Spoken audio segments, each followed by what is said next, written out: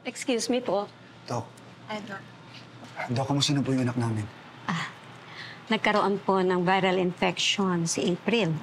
Bunga na rin po ng fatigue and dehydration.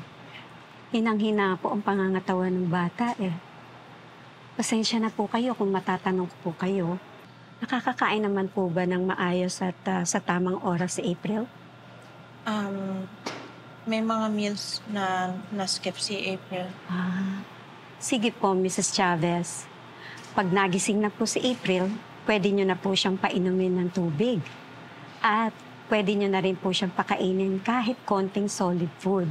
Huwag po kayong mag-alala, re-resetahan ko po kayo ng antibiotic. At sigurado, mawawala yan in 2 weeks. Salamat po. Dok, may tanong po ako. Pag nagising na po yung anak namin, pwede na ba kami umalis?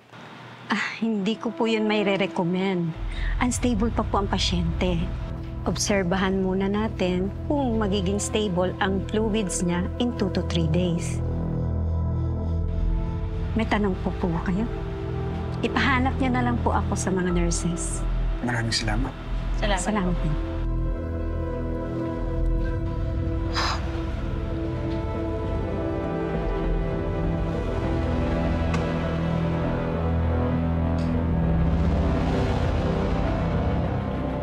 Alam kong delikado tayo kapag tumagal tayo rito.